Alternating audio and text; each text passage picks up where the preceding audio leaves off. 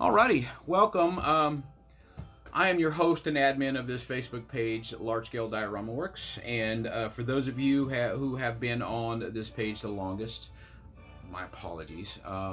Anyway, this is who I am. I've been doing this for about 18 to 20 years. I've been doing the actual foam dioramas for about 16 years. I accidentally fell into the styrofoam material because everything that I was making was too big, too heavy, and too messy. Not that styrofoam's not messy, it's just that you don't have I stuffed a bunch of, plaster and Sculptamold and stuff like that. So anyway, and for the new members, this is going to be my first video where I actually interact. You can actually see me versus just hear my voice, because I figured it's time for me to step out from behind the camera and step in front of the camera.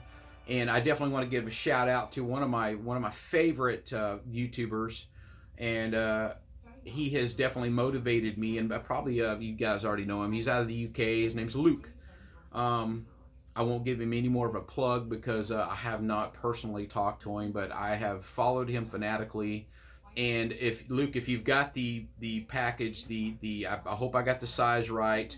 Victoria's Secrets, they were kind of at odds as far as your size, but the lingerie, I think it would look good on you, buddy. I heard about the unfortunate YouTuber that said some negative things about you, and I wanted just to make you feel better. So the lingerie was a gift from me, all of us from the U.S. to you, because you're a pretty man.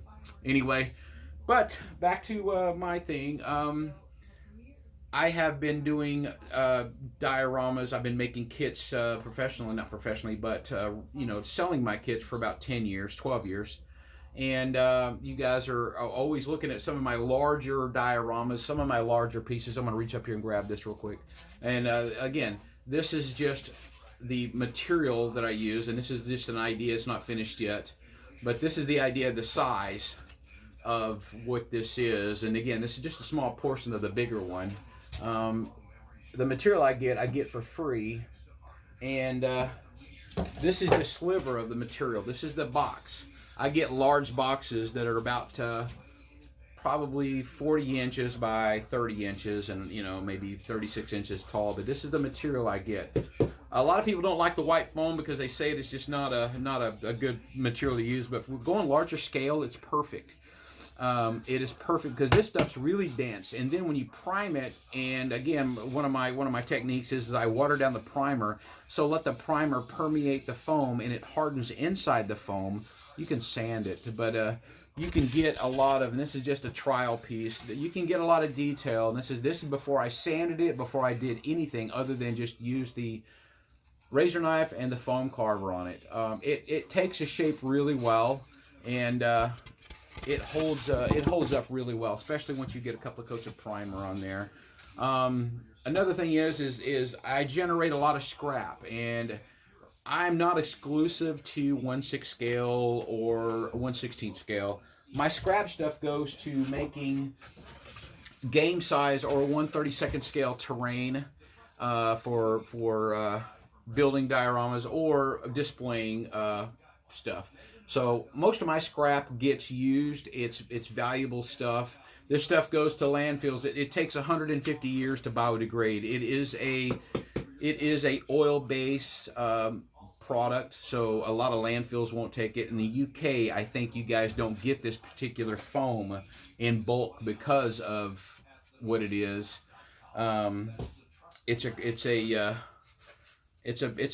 It was an invention. It was going to save the world, but again, it backfired. But it works for me because I get plenty of material. Anyway, but this is the stuff that I make. Smaller terrain for smaller scale, 1/72. That would be a great beach scene or South Pacific scene. Just add some stuff and some trees. Same here, creek bed, add a bunch of foliage, or use it for a desert scene. Also, I do make bigger stuff. This is for a 1/16 scale RC tank.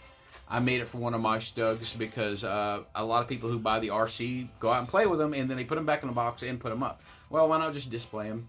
This is a lid from a styrofoam box. So anyway, and this is all primered, and it's really hard. That, like I said, that primer makes it really hard, and you can sand it. So and a couple more items here. larger. This is for a 1/32 scale armor, so it's a Crossroads. You can see I took the treads off of one of the tanks and imprinted the foam. Like I keep saying, foam has a memory. Whatever you press into it will retain most of the shape. So what I did is I pressed in the treads instead of going over it with Sculptamold and all that stuff and getting all messy. I just sanded it down and imprinted the treads. And the same thing here is another little trails, Crossroads. But this is all scrap material that can go back out there to other builders and stuff like that who... and this is one of my finished products here. I don't know, it's really bad lighting here, but this is the one I finished here. And again, this is a scrap piece of material. All I did was add the dirt in the weeds, which are paintbrushes and brooms. They're just nothing but paintbrushes and brooms. But anyway, this is the area. This is a new area for my shop. Mainly the back area is for all my Star Wars kit bashing. This is my kit bashing factory where I acquire Star Wars figures for dirt cheap, and I just kit bash them. And then over here in the next video, I'm gonna show my foam cutting area, foam table. I've got a measurements already into the tables. I'm customizing lighting. I'll have much better lighting, and hopefully I can definitely upgrade my cameras and stuff. Again, I'm just a guy in a shop that's showing you what I do, and again, my motivation is to get more people attracted to this hobby, because let's face it, everything out there in the world is so fast, everybody's in a hurry, nobody has time to do anything, and those of us who do this, we get sucked out there, and it's hard to get back in here.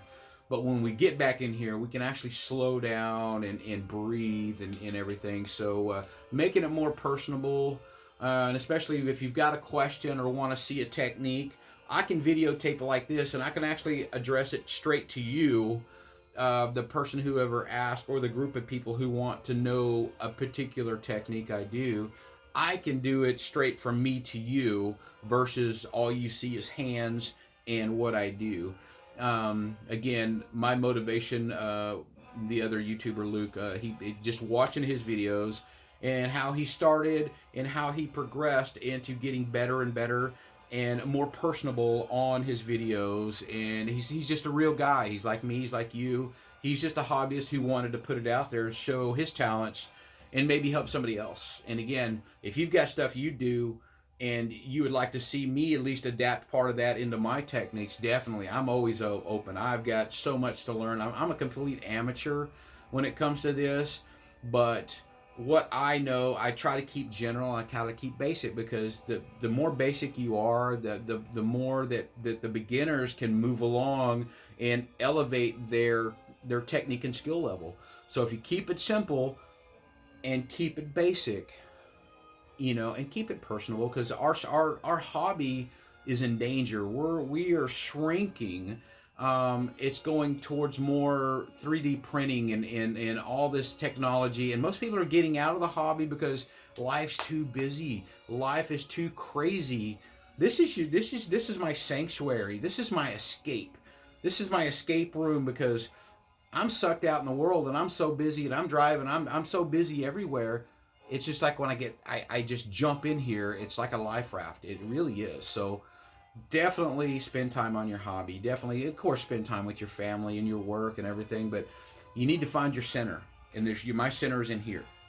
You know, my center is in here. After a long day at work or a wonderful day with my kids and everything, I just want time for myself, and then share stuff with you guys.